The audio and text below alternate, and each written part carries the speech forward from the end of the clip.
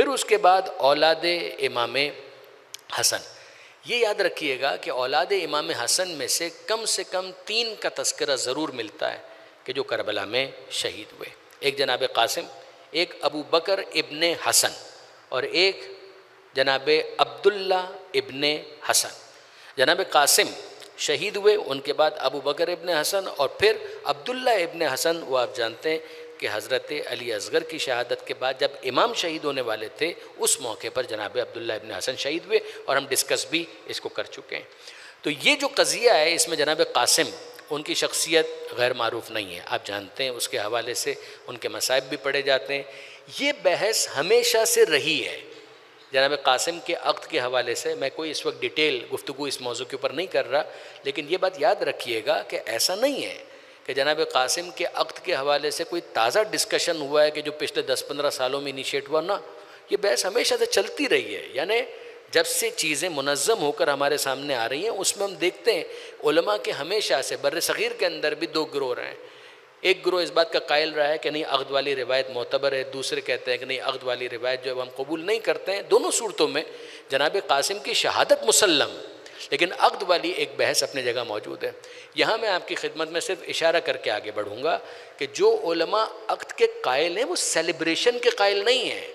यानी हम तो ज़ाहिर है कि याद मनाते हुए बाज़ मरासिम के अंदर ये बातें आती हैं कि भाई ज़ाहिर है कि उस मौके पर यह नहीं हो सका, तो एक हमारी तमन्ना है कि काश यूँ होता, काश यूँ होता, काश यूँ होता। उसके अंदर भी कल्चर भी इन्वॉल्व हो जाता है। बेशक ये सारी बातें कल्चरली इन्फ्लुएंस होती हैं, उसमें कोई हरज नहीं है जब तक ये मामला हराम तक ना पहुँचे। इसमें मैं अपने उन दोस्तों को भी जो रिफ़ॉर्म्स को पसंद करते हैं और रिफ़ॉर्म्स होने चाहिए जायज़ हुदूद के अंदर, लेकिन मैं ये नसीहत और ताकीद ज़रूर करूँगा कि ब्लाइंडली इस मामले में भी आगे ना बढ़ें। ऐसा ना हो कि आप एक रिफ़ॉर्म करने की कोशिश करें और उसके नतीजे में एक मैस हो जाए, कभी ये ना करें।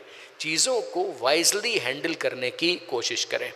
जो चीज़ शरीयत ने हराम नहीं की है उसको आप भी हराम ना कहें। जहाँ तक मरासिम अज़ा का ताल्लुक़ है उसके अंदर बहुत सारी चीज़ें हैं, शबी हैं, ये दूसरी चीज़ें हैं जो इंसान के हुज़्न व गम को बढ़ाने वाली हैं। जो चीज़ ऐसी है उसके ऊपर मोतरज़ ना हो, उसके ऊपर खामा का एतराज़ ना करें। हाँ, वो चीज़ जो शरीयत से टकरा रही हो उसके ऊपर एतराज़ किसी हुदूद के अंदर बनता है। उसका बेहतरीन जो मयार है, मीज़ान है, वो ये है कि मराजे का उसके बारे में फ़तवा क्या है। हर एक अपने मर्जे के फ़तवे के मुताबिक अपनी ज़िम्मेदारी को मुतय्यन करे और आगे बढ़े। लेकिन ये बात याद रखिएगा कि इल्मी एतबार से जनाब कासिम की शादी होना ना होना इस बारे में 2 अक़वाल पहले से चले आ रहे हैं। आपको शायद हैरानी होगी, लेकिन मैं आपकी खिदमत में अर्ज़ करता हूँ अल्लामा सैयद अली नक़ी साहब का रुझान इसी तरफ था। वो अक़्द के कायल थे, उन्होंने उसके बारे में लिखा भी। आप उनकी किताबें देख डालिए, शहीद इंसानियत के अंदर भी, मुहरब करबला के अंदर भी, शहदा करबला के अंदर भी, और उसके अंदर उन्होंने समझाया है कि यहाँ पर अक़्द से अगर आप ये समझ रहे हैं कि कोई सेलिब्रेशन हो रहा था, कोई पटाखे फूट रहे थे, या मिसाल के तौर पर कोई डांडिया हो रहा था, माफ़ी चाहता हूँ, जिसकी वैसे भी मशरूइयत के बारे में एक बहस हो सकती है, लेकिन अगर आप ये समझ रहे हैं ऐसा कुछ भी नहीं हो रहा था। अक़्द 2 मिनट का काम होता है। अक़्द जो निकाह पढ़ा जाता है आज भी तो 2 मिनट का काम है। 2 मिनट के अंदर अक़्द पढ़ा जा सकता है। उसके अंदर 2 जुमले हैं, अनकाह तो मौक्किलती बे मौक्किल का हाजा अल महरिल मुअय्यनिल मालूम, ये एक जुमला है। कबिल तो निकाह ले मौक्किली हाजा अल महरिल मुअय्यनिल मालूम, ये दूसरा जुमला है। अल्लाह अल्लाह खैर सल्ला, अक़्द हो गया। अगर आप ये समझ रहे हैं कि नहीं इसके अलावा जब तक और बहुत सारे लवाजिमात ना हो तब तक अक़्द नहीं होता, नहीं, ऐसा कुछ भी नहीं है। वो इमाम हसन मुज्तबा अलैहिस्सलाम की वसीयत थी कि जिसको फ़िक़ही एतबार से अगर आप देखें तो वसी के लिए वसीयत को कबूल करने के बाद उसको एग्जीक्यूट करना ज़रूरी हो जाता है जब उसको महसूस हो कि अब वक्त इतना कम रह गया है कि अब अगर नहीं किया तो ये काम नहीं हो पाएगा। तो इसका कोई ताल्लुक़ उसके साथ नहीं है कि अभी बच्चों की एज ही क्या थी, शादी की उम्र ही नहीं थी। आप गलत समझ रहे हैं। आप ये समझ रहे हैं कि शादी के किसी तकाज़े को पूरा करने के लिए यह अक़्द किया जा रहा था ना, ये वसीयत के ऊपर अमल करने की अहमियत को समझाने के लिए अक़्द किया जा रहा था कि जब कोई शख्स वसी बनता है, वसीयत कबूल करता है, तो फिर उसके ऊपर अमल करना उसके लिए ज़रूरी होता है। ये 2 भाइयों के लिए थी, हसन मुसन्ना के लिए भी और कासिम के लिए भी, कि दोनों बेटियां, एक बेटी उनसे मंसूब, एक इनसे मंसूब। हसन मुसन्ना की एज हो चुकी थी तो पहले ये काम हो गया था। एक दूसरी बेटी जनाब कासिम से मंसूब थी। अब अगर इस काम को अंजाम ना दिया जाए तो ज़ाहिर है कि इस वसीयत के ऊपर फिर अमल भी नहीं हो पाएगा और एक वाजिब उसके ऊपर अमल रह जाएगा। तो ये पूरी एक फ़िक़ही डिबेट है। आप पढ़ना चाहें तो शुहदाए करबला के अंदर और मुहारबा करबला के अंदर इसकी तफसील को आप देख सकते हैं। मैं इस बहस को इससे ज़्यादा तुलानी नहीं करना चाहूँगा, लेकिन जनाब कासिम की भी मज़लूमाना शहादत फिर होती है। अबू बकर बिन हसन के बारे में और इसी तरीके से हज़रत अब्बास के एक भाई का नाम उस्मान है, इनके बारे में एक तबसरा ज़रूर याद रखिएगा। और वो क्या, ये आम तौर पर इस चीज़ को एक्सप्लॉइट किया जाता है। वो कहते अरे ये नाम उनके नाम पर, ये नाम उनके नाम पर रखा गया। आपको कैसे पता चला कि ये नाम उनके नाम पर रखा गया था? How would you know? आपको कैसे पता चला? किसी रिवायत के अंदर आया तो हमें दिखाइए, हम देखना चाहेंगे किन के नाम पर रखा गया।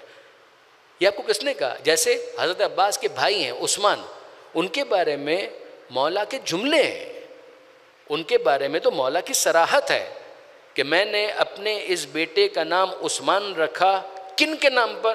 पैगंबर अकरम के दोस्त उस्मान इब्ने मज़ऊन के नाम पर। इसका कोई ताल्लुक़ तीसरे खलीफा के साथ नहीं। सराहत के साथ मौला कायनात कह रहे हैं मैंने उनके नाम पर रखा। ये उस्मान इब्ने मज़ऊन कौन है? ये उस्मान इब्ने मज़ऊन पैगंबर अकरम के बिज़नेस पार्टनर थे। मदीना मुनव्वरा हिजरत की थी, मदीना मुनव्वरा में वफ़ात पाई थी। जन्नतुल बकी के पहले मदफून का नाम है उस्मान इब्ने मज़ऊन। पैगंबर अकरम को इतने पसंद थे कि पैगंबर अकरम ने बाद में अपने घर के बाज़ रिश्तेदारों को दफन करते हुए, ये जुमला का, मसलन इब्राहीम जो जनाब मारिया किप्तिया के वतन से थे, जब उनको दफन किया तो ये जुमला का मुल्हक हो जाओ अपने बुज़ुर्ग उस्मान इब्ने मज़ऊन के साथ। इतना पैगंबर अकरम उनको लाइक करते थे, पसंद करते थे। एक नाम है जो जनरल है, उस ज़माने के अंदर जब वो नाम लिया जाता था तो किसी के जहन में कोई ख़ास शख्सियत नहीं आती थी, वो नाम रखे गए। आज अगर आप ये नाम रखना चाहेंगे तो आपके जहन में फ़ौरन कोई ख़ास शख्सियत आ जाएगी। इसलिए हम लोग पसंद नहीं करते कि उन नामों को नाम के तौर पर अपनी औलाद के लिए पसंद करें। वरना इंसाफन उस ज़माने में, मैंने यजीद के बारे में कहा, ख़ुद लफ्ज़ यजीद अगर आप देखें, आज मैं कहूँ यजीद, फ़ौरन आपके जहन में किसका नाम आएगा? कातिल इमाम हुसैन। करबला के शोहदा में जो शहीद हुए आप सुन चुके हैं, नाम यजीद था। वो क्या यजीद उन्होंने नाम अमीर शाम के बेटे के नाम पर रखा था? Of course not. आज मैं अगर आपसे कहूँ अब्दुल रहमान नाम रखना कैसा है तो आप क्या कहेंगे? कोई ख़राबी नहीं है, नाम रखा जा सकता है। अब मैं आपको याद दिलाऊं, मौला के कातिल का क्या नाम है? अब्दुल रहमान इब्ने मुलजिम। इब्ने मुलजिम कहूँगा आप फ़ौरन कहेंगे मौला का कातिल। अब्दुल रहमान आपके जहन में नहीं आएगा। अब्दुल रहमान इब्ने मुलजिम पूरा नाम अगर लिया जाए आपके जहन में आ जाएगा। ये चीज़ें होती हैं कल्चरल, कि जब इस मौके पर एक फ़िज़ा ये बन गई कि अब्दुल रहमान अगर कहा जाए तो किसी के जहन में मौला का कातिल नहीं आता, तो आप अब्दुल रहमान नाम रखें, हमें कोई एतराज़ नहीं। लेकिन अगर फ़िज़ा ऐसी बन जाए अब्दुल रहमान अली का कातिल, तो हम कहेंगे कि नहीं, बिल्कुल नहीं, फिर ये नाम नहीं रखना चाहिए। इसलिए कि इसके रखने से अली का कातिल जहन के अंदर आता है। इस वजह से आप मेरी बात समझ रहे हैं। मैंने अशरा उला की एक मजलिस के अंदर भी इस बात को समझाने के लिए एक मिसाल दी थी। मेरे अपने फ़र्जंद का नाम है रियाज़, माशाअल्लाह, रियाज़ दाऊदानी साहब, वो ख़ुद भी मजलिस से पढ़ते हैं। अब मैं आपसे कहूँ उनका नाम रियाज़ है, आपने कहा सामने से पकड़ कर, अरे मौलाना आपके सऊदी अरब से ताल्लुकात बहुत अच्छे हैं। बुरे भी नहीं है, इंसाफ की बात, लेकिन ये आपने ये कैसे जज किया कि ताल्लुकात बहुत अच्छे हैं? कहा आपने उनके दारुल हुकूमत रियाज़ के नाम पर अपने फ़र्जंद का नाम रियाज़ रख दिया। इन्ना लिल्लाहि व इन्ना इलैहि राजिऊन। बेटा मेरा है, नाम मैंने रखा है, फ़ैसला आप करेंगे कि मैंने किसके नाम पर नाम रखा है। मैंने अपने एक मरहूम दोस्त के नाम पर, वाक़ई इत्तेफाक से वो मेरे स्कूल फ्रेंड थे और बहुत अर्ली एज में उनका इंतकाल हो गया था, मैंने उसकी मोहब्बत में, उसकी याद में अपने बड़े फ़र्जंद का नाम रियाज़ रखा। आप अगर आकर मुझसे ये कहें आपने सऊदी अरब के दारुल हुकूमत रियाज़ के नाम पर अपने बेटे का नाम रियाज़ रखा, तो मैं आपके लिए दुआए खैर कर सकता हूँ, इसके अलावा मैं क्या कर सकता हूँ? जब मेरे बेटे का नाम है मुझसे पूछिए, अली के बेटे का नाम है अली से पूछिए। अली बता रहे हैं कि उस्मान इब्ने मज़ऊन के नाम पर रखा, तो आपको हक़ क्या है कि इनके और उनके नाम के बारे में फ़ैसला करें कि इनके नाम पर रखा या उनके नाम पर रखा? यही मामला अबू बकर बिन हसन का भी।